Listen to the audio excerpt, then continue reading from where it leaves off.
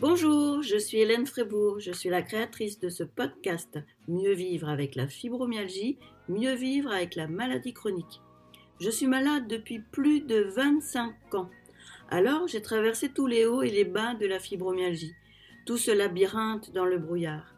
J'ai changé tout mon écosystème de vie et petit à petit, je retrouve le soleil et les couleurs de la gourmandise de la vie.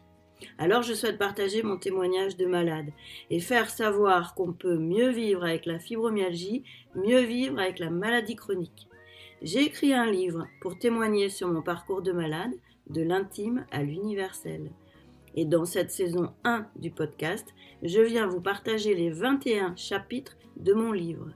Allez zou, roule ma poule!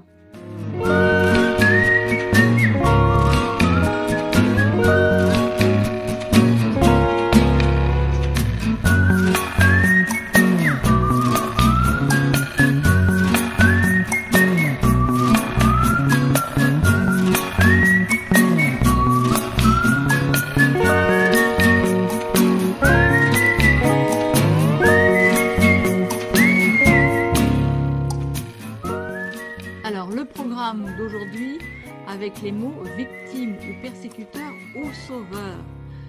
Ouf, qu'est-ce que ça veut dire ça, Hélène?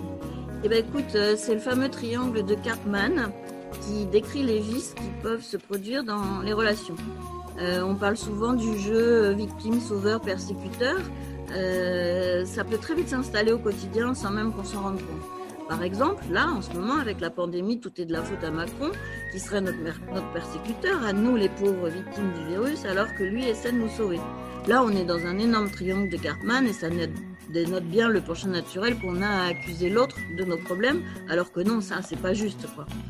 Dans le quotidien du malade chronique, on est vite en mode victime, avec le médecin, persécuteur, alors que lui, il se voit en sauveur. Et face à la maladie chronique, le médecin, il peut très vite devenir victime du malade, qui devient persécuteur. Enfin bref, tu vois le cirque ? Oui, je vois bien. Et alors, les conséquences peuvent être dramatiques. Eh oui, ce mauvais jeu du triangle de Karpman peut produire une force très puissante et très destructrice, car cela attise la colère, donc le feu inflammatoire, ça provoque de l'isolement, et donc encore de la colère et de la perte de confiance en soi. Ça ne permet pas du tout de cheminer vers l'autonomie ni vers la quiétude au quotidien. Bon, et puis évidemment que la frontière avec la manipulation perverse n'est pas loin. Enfin bref, tout cela n'amène rien de bon à personne. Et pour le malade chronique, c'est encore pire, car ça le fragilise, ça l'enferme dans une mauvaise spirale, des cercles vicieux. Et tout cela est très négatif, parce qu'au bout du compte, ça alimente la maladie. Alors, comment faire avec ce triangle, ce fameux triangle de Karpman ? Eh bien, écoute, moi, j'avoue que j'ai été longtemps dans des schémas relationnels de triangle, mais je ne le savais pas. Je ne connaissais pas ce modèle de l'analyse transactionnelle et je ne comprenais d'ailleurs pas pourquoi j'étais enfermée dans des cercles vicieux qui se répétaient, etc. Par exemple, avec mes derniers employeurs, quand j'étais salariée, je reconnais avoir tenu une position de victime alors qu'en fait, je n'avais pas compris la situation. Finalement, j'ai donc accéléré moi-même des difficultés sans m'en rendre compte. Par exemple, concrètement, être en arrêt maladie, c'est légitime quand tu es malade. Mais par contre, quand tu reviens, si tu te poses en victime, alors tes collègues vont vite être des persécuteurs sur le retard pris. Toi, tu voudrais être sauveur en voulant tout faire vite et bien, et pof, tu retombes malade. Et puis, ton employeur se sent victime d'une employée absente, donc il devient persécuteur. Parce que lui, zut, il voudrait bien faire tourner sa boutique. Enfin bref, tu vois le cirque que ça fait. Oui, alors ça veut dire qu'avec un cercle comme ça, avec ce cercle infernal, on peut arriver quand même assez vite, assez rapidement au burn-out. Ben oui, finalement, c'est ce qui se passe assez fréquemment. On se retrouve dans des situations infernales sans fin et ça crée des situations de burn-out. on s'est enfermé tout seul dans ce fameux triangle de Karpman et ça fait tourner dans le mauvais sens. Moi, je reconnais que j'ai fait un burn-out en 2014. Alors, quand je dis je reconnais, c'est tout simplement que ça n'a pas été estampillé officiellement parce que mon médecin à l'époque, voilà, avec le bazar de la fibromyalgie, allez hop, tout problème, on le met dans la valise fourre-tout et puis basta, quoi. Mais si je décrypte avec recul ce qui m'est arrivé, c'était en fait un énorme triangle qui a explosé. Je te raconte vite fait l'histoire parce que franchement, c'est très représentatif de ce qui peut arriver très, très vite. En 2013, j'étais en CDD et mon employeur a été très content de me proposer un CDI démarrant en janvier 2014. Mais j'ai pété les plombs alors que j'aurais dû être contente.